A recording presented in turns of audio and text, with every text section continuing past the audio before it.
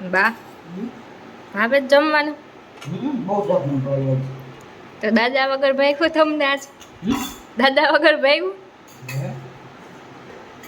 બાકી તો દાદા જમવાનો બેલો ત્યાં લગી તમે ન બેહો આજ નો તો વેટ નો જોઈ ખાઈ દો ભૂખ લાગી હતી હું જમત ચોરી શાક ભાત રોટલી સરસ શાક બેન સરસ છે ને તીખું હોય એટલે તમને ભાવે જ સાચી વાત છે મને મોટું શાક જ ન ભાવે મારે બેન મારે ભરતું તો જોયો જ જો હવે એક મોટું બબલા જેવું જમ તો બે બટકા કરી નાખું એક હાજર ખાવ દે બપોર ખાવ હા સારું હોય તો ખાઈ જાવ આખું એવું નથી કાંઈક જોઈ તમને કાંઈક જોયું કેજો આવે ઘરે હે ઘરે આવે કેજો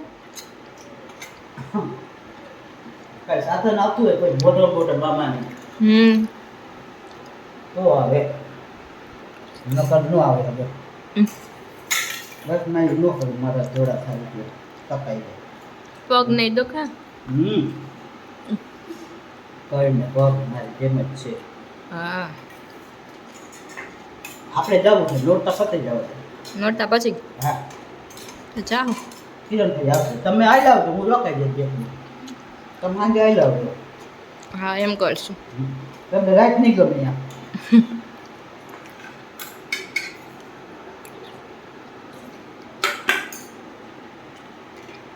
દાદા સીધ ગયા તો જમો ક્યાં ક્યાં જમવા ગયા બા સાહેબ બાબા મંદિર ગઢુની હા એટલે માજીનું એટલે માજી ગુજરી ગયા એનું છે ને હા હા તો લ્યો જમી લે શાંતિથી એને ઓલું કોણ આપણે સૈયા છે ને મામાને પાણી રેડે તે બધું ન ગાયનું ગોસું દે હા અને નીકળી બોનાની દીધી હા તમે 4-5 પેટી થઈ ગઈ ને તમારે દેવી પડે એટલે શું એટલે સૈયામાં નીકળી મૂકશે બોનાની એમ નિહાણી એટલે શું પણ એટલે આવડે દાદરો હોય સીડી સીડી પગથિયે ઓલું લાકડાની સીડી અચ્છા હા કેવી હા બરાબર સારું એ સીમા કહેતી હા. હતી દેવી પડે નીતિ એમને દેખાય હા હા બ્રાહ્મણને દે સારું એ તો હા દરરોજ નારિયેળ પીવે હશે 90 કોરોના તો હશે ને ઉપર હા ઓછાની વધારે હશે પણ છોકરા એની ઘરે છોકરા એની ઘરે છોકરા તો પછી જવા જેવડા જા માજી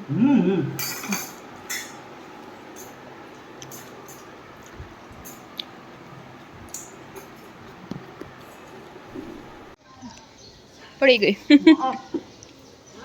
ભાઈ બી ને હા બહુ ભાઈ જય શ્રી કૃષ્ણ જય માતાજી જય માતાજી પાછો હલો, બાફેલી માંડવી ખાવા. જય માતાજી હો હમણાં થોડાક દીમાં રહ્યો ને એટલે થોડુંક એને ચોકડામાં થઈ જાય તો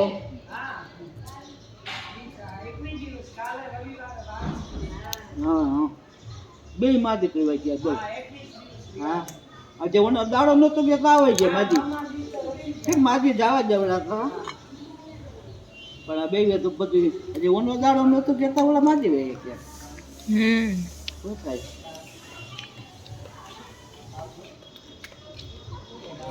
કિરણભાઈ ને ન આવ્યા એને કે પીઝા ખાવા જવાનું દિશામાં રિયાને તો બપોરે ગઈ હતી ને ખંજાણે કઈ કઈ હોય નથી ખબર બપોરે ગઈ હતી બપોર જે સાંજે જવાની હોય બપોરે કેટલી હતી બપોરે હતું જવાનું હતું રમવા ગઈ હતી કાલે આજે કઈક ક્લાસમાંથી રમવાનું હતું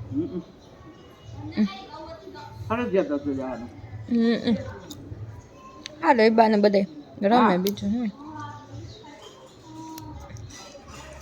દાદા ક્યાં વહી ગયા બસ જાય છે યાર તો માંડવે નહીં ખાવી ને ખોલીને રાખી તમે દાખલા આપશો બપોર ભલે ને ખોલી નાખી જેને આ નસીબમાં હશે એ ખાય હા થોડીક દેજે ને દાદા બાદા આમ તો હમણાં આવવા જ જોઈએ સાડા 6 જ આવી જાય માં ઠેઠ અમરાને બેઠા હોય હા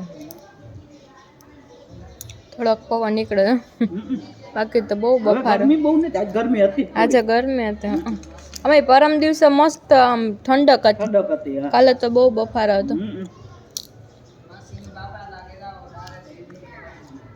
હેલો ગાઈસ, ચાલો તો અમે મસ્ત રેડી થઈ ગયા છીએ અને ફાઇનલી જઈ છીએ હવે ગરબે રમવા માટે. વાગ્યા છે 10 ની ઉપર થોડુંક થઈ ગયું છે. તો તમે લોકો વહી ગયા કે નહીં ગરબે રમવા માટે? જો અમે રેડી થઈ ગયા છે. જો સ્મિત નહોતા હતા પણ જો અહીંયાથી દેખાઈ જાય છે ને, આવી ગયા ફાઇનલી. કાં નહોતું આવું? એમ જ લ્યો, હાલો તો જવું છે કે વાર છે? બસ જઈએ જો. ઓકે ચાલો. જો તો મારો આખો લુક બતાવી દઉં તમને. જો તો ગાઈસ આ છે અમારો ફાઇનલ લુક. જોઈએ ફ્રન્ટ ને બેક બંનેમાં છે ને મસ્ત એકદમ. ચાલો તો અમે ફાઇનલી અમારી પ્લેસ પર પહોંચી ગયા હતા. જો મસ્ત ગરબા ચાલુ થઈ ગયા છે. અહીંયાથી એન્ટ્રી છે અને તમને હમણાં ગરબા ક્યાં છે એનું નામ પણ કહી દઉં છું.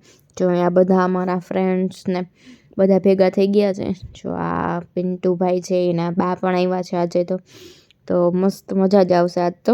ચાલો તો જો મસ્ત એકદમ લાઇટિંગ થાય છે, કેમ કે આજુબાજુમાં 2-3 આવી રીતે નોરતા અને ગરબીને એનું છે. ચાલો તો આપણે જો મસ્ત પાસ આપણો આવી ગયો છે અને આપણે જઈએ અંદર. જો અહીંયા ડેકોરેશન પણ બહુ જોરદાર કરેલું છે. જો અહીંયા બધા એને બેલ્ટ પહેરાવે છે. જો બધાએ બેલ્ટ પહેરીને પછી બધા અંદર જાય છે. તો ચાલો ફાઇનલી આપણે પણ બેલ્ટ આવી ગયો છે અને અહીંયાથી આપણે અંદર જઈશું એટલે આપણને ત્યાં બીજો હજુ એક બેલ્ટ આપશે. જો ટ્વિન ટ્રફ કરીને છે જામનગરમાં, ત્યાં અમે આવેલા હતા. તો બધા ભેગા તો થઈ ગયા હતા અને અંદર ગરબા ચાલુ હતા અને આ સાઈડ બારે બધા જે નો રમતા હોય એ લોકોને બેસવા માટેની બધી સુવિધા હતી. જો તો આ બીજો પણ આવી ગયો છે નિયોનનો. એ રીતે છે કે જ્યારે લાઇટ બંધ થાય ત્યારે એ મસ્ત એમાં લાઇટિંગ થાય. ચાલો તો હવે આપણે ગરબા રમવાનું ચાલુ કરી દઈએ. જો બીજા બધાએ તો કરી દીધું છે. આ છે પિન્ટુભાઈનો છોકરો અને પહેલાં તમે જોઈ જઈશે વિહાન. ચાલો તો હવે આપણે રમીએ.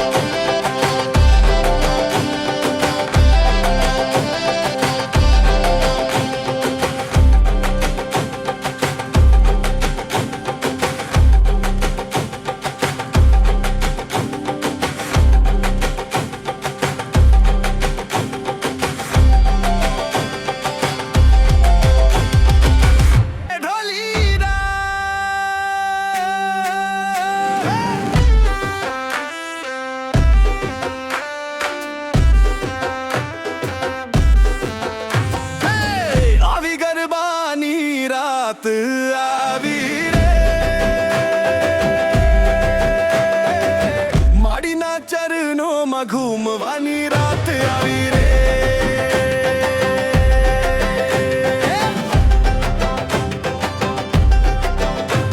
હે ઢોલીડા તારા ઢોલની ધૂન પર નાચે આ જગ સારું ઝૂમે આ જગ સારું આજે